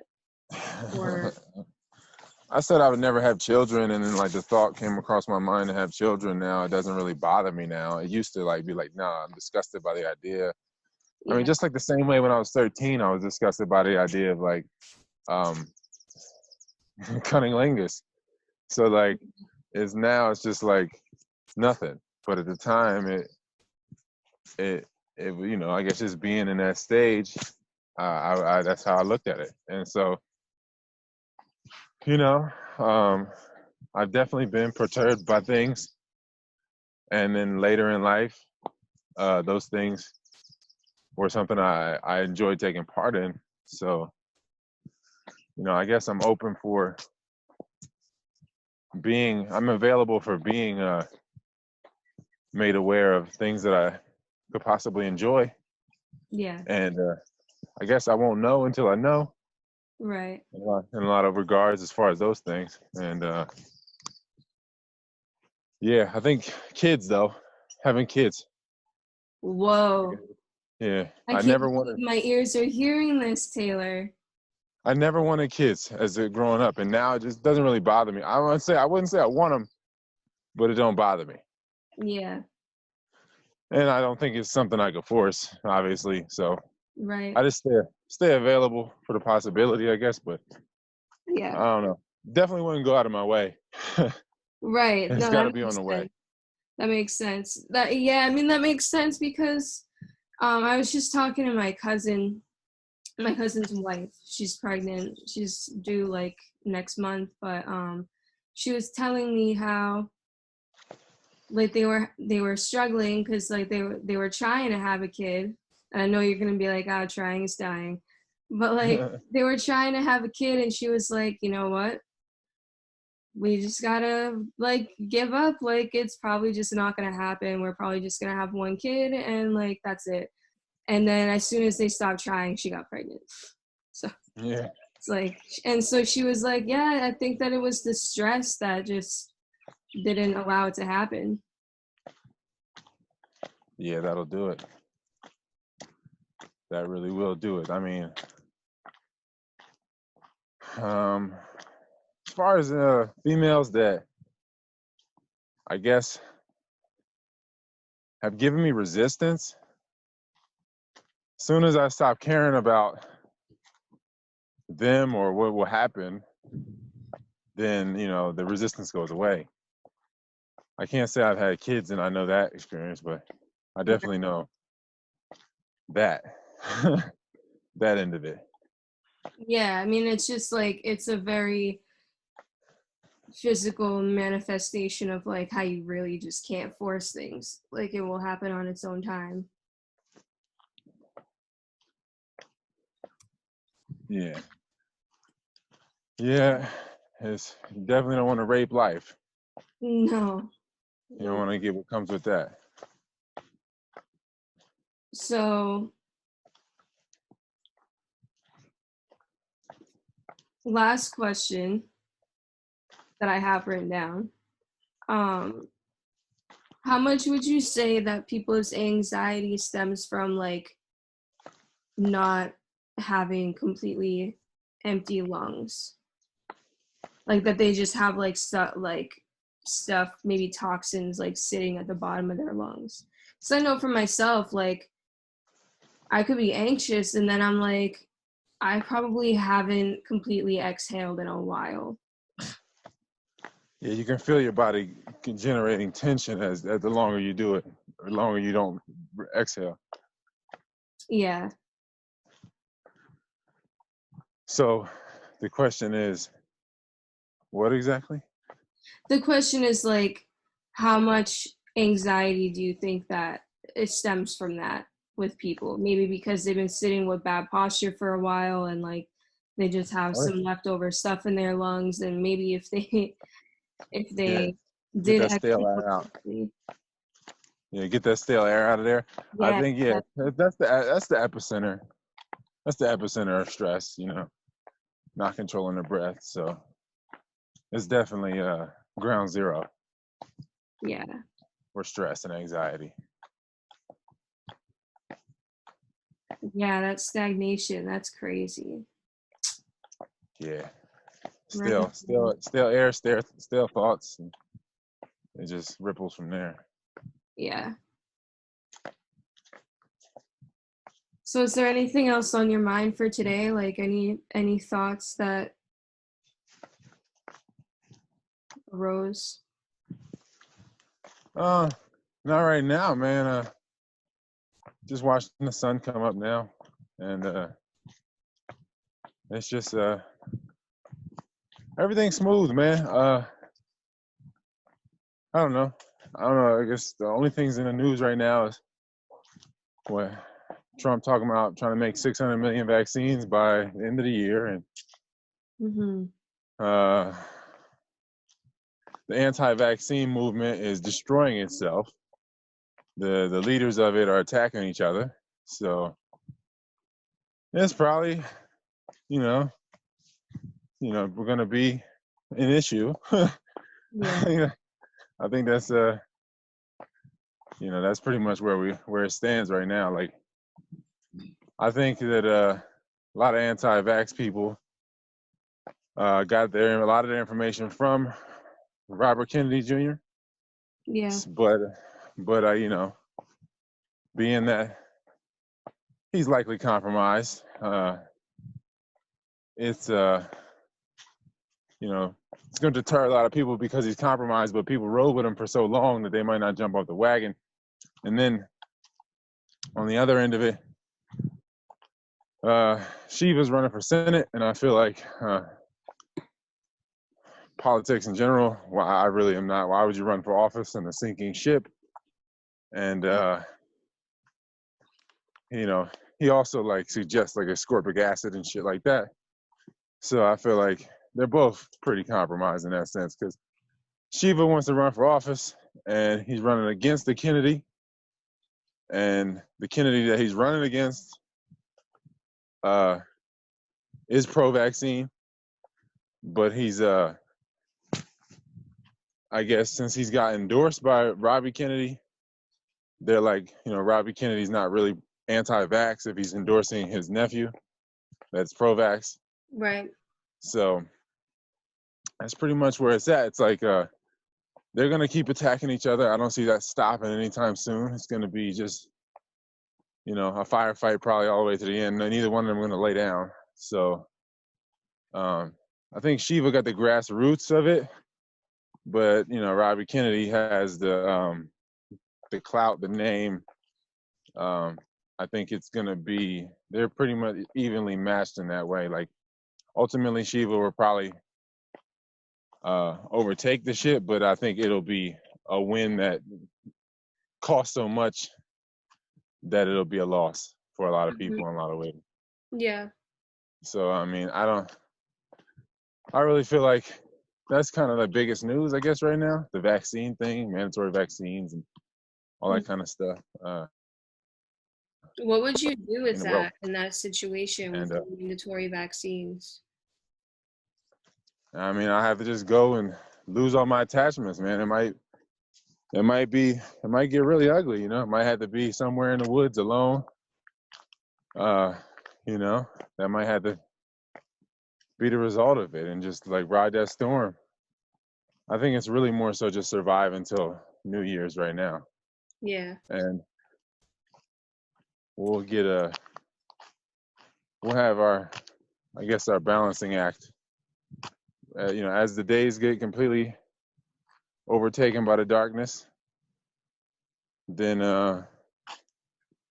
you have Christmas. It'll start to get light again, and then I think that'll be, that's the nature of change, man. Things got to get completely dark before they get light, and completely light before they get dark, and I think that it's just it's always darkest before the dawn. It's probably just going to be a wild ride for the next 6-7 months, and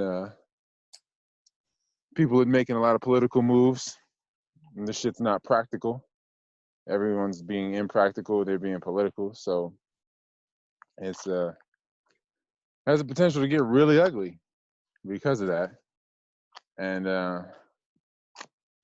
I just feel like you just got to really be the change. You got to really be, firm in your position on certain things, because you can't really look to any of these leaders at this point. It's all East. Even if they are a good guy, you know what I mean? You don't even know who's surrounding them. They could be in a den of snakes, and everything is so convoluted and compartmentalized. It's like, it's a crapshoot right now, man. You can't really even tell who's fucked and who's not, you know what I mean? Because it's so much back and forth between everybody.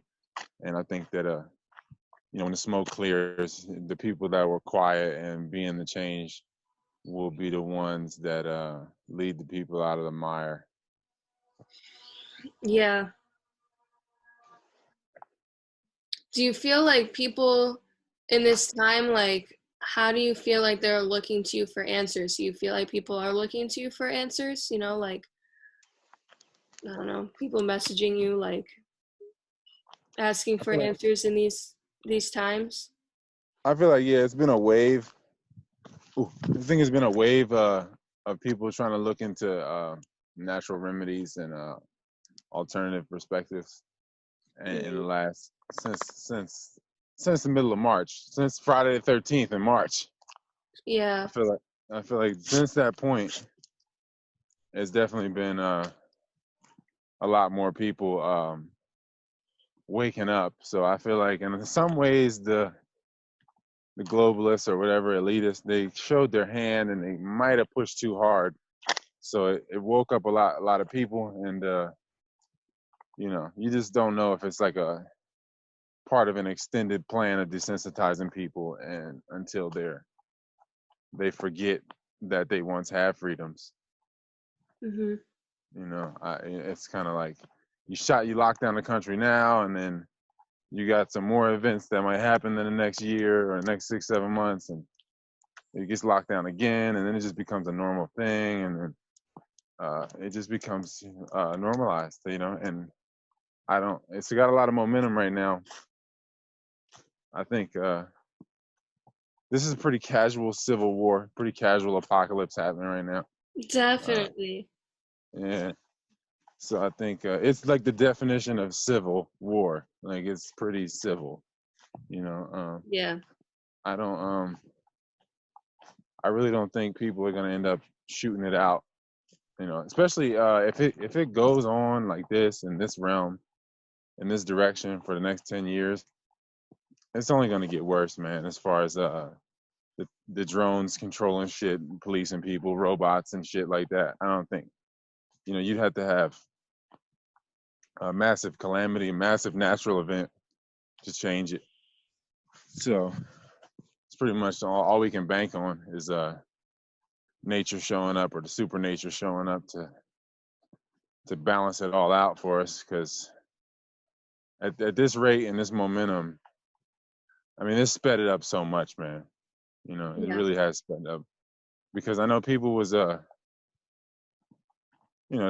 were concerned about forced vaccines, and you had people going off grid and stuff like that. But now it's starting to look like a mandatory it's not like an option anymore. Like, you have to. The more you need the government, the more they're gonna make you do things, and so it's creating a really polarized state right now. It's not like I don't know. There's no middle ground right now between people. Either you got a mask on or you don't. It's no middle ground. Yeah. Yeah, I mean, that's like it's a really big contrast, which is creating a lot of change, like subconsciously, I mean, in ways people don't even know, like you were saying with the masks and stuff like that. Yeah, and then like in Brazil, you got, there is no quarantine federally. The governors, it's like the governors of Brazil, they got 27 states or provinces. 24 of them are in local quarantines, but the federal government is like, they like, this is a hoax. President openly tweeted that it's a hoax. Twitter took his tweets down. Yeah. You know what I mean? So I feel like it's definitely it's a crazy thing, because it's basically becoming law without any legislation, and for people to have masks on and stuff, because there's no quarantine federally in Brazil, and people, 90% of them, from what I'm being told from my people down there, they're telling me that 90% of the people got masks on, and it's just like, this is just crazy. You know what I mean? Like, they have a president that's not on board at all, and they're still scared. So it's like it's something in the water. It's like it's something in the air. It's collectively, Oh, definitely. It's something happening here with the next season of consciousness coming out, and it's wow. That's a good way of putting it. Yeah. The next season of consciousness. I like that. Yeah, it's definitely a seasonal thing. So I think people just get lost in that, the seasonal part of it, because it's a more grand scheme. It's over. And consciousness seasons are bigger than annual. So Right. It's like, definitely. I think it just gets lost that we rise and fall in these ways, and it's unfortunate for a lot of us, but I guess it's just the way it's supposed to be, man. People got to be the fertilizer. A lot of people going to be turn themselves to fertilizer, and I don't think you can stop somebody from turning themselves to fertilizer. Yeah.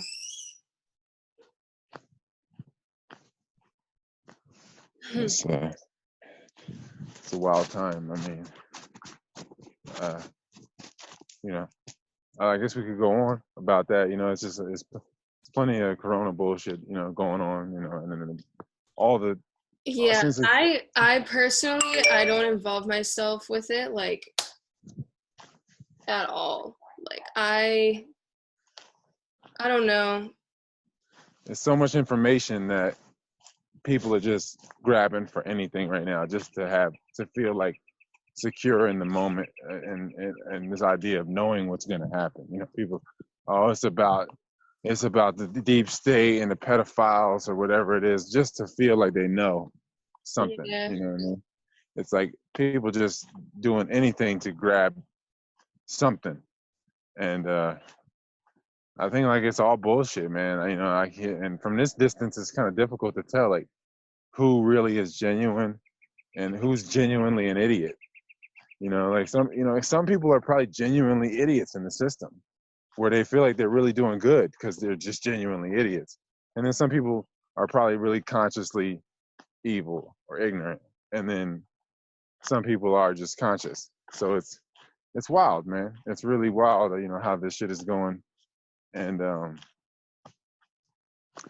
I guess it's really interesting. It's really really interesting how things. The only thing that I feel like I can say is like before the quarantine even happened, like I was basically quarantining myself anyways because like I wasn't working and like wasn't hanging out with a lot of people and stuff like that, so I just like wasn't around, so it wasn't a drastic change for me.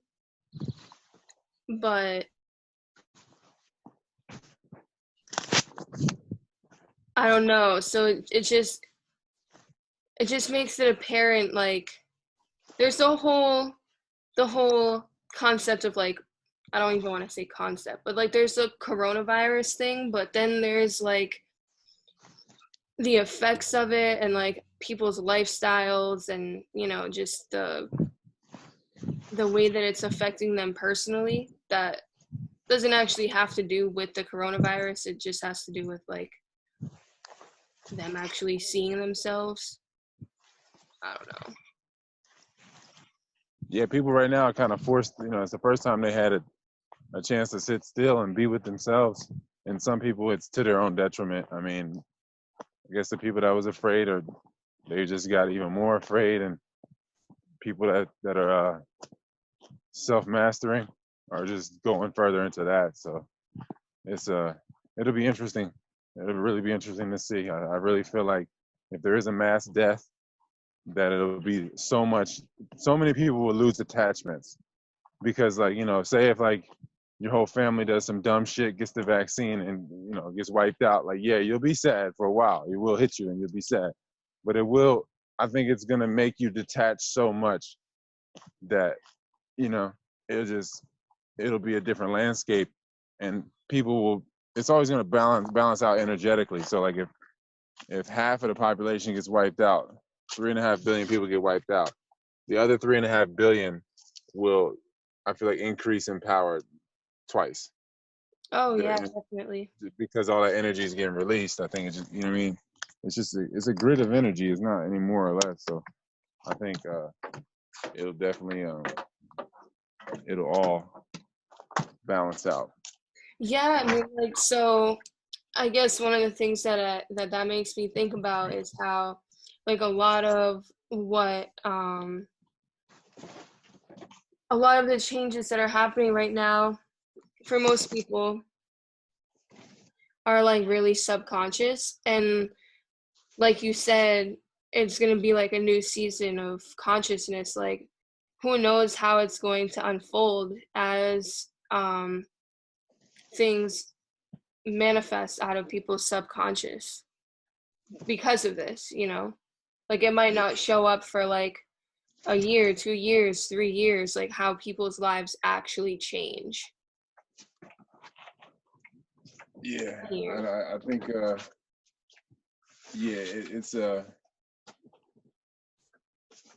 it's gonna just create so many ripples, man. The way people move. I mean, you can kind of see where this thing is going with the virtual reality and everything. Like, yeah, we're pretty much at death's door with you know, it's looking like Revelations in every way. So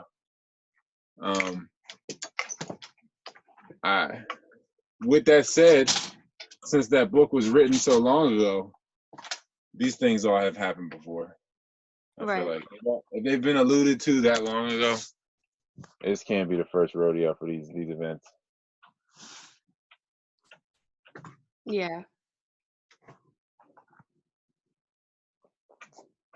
So with that said, that means people made it through the last time. If we here. Oh, absolutely. Yeah.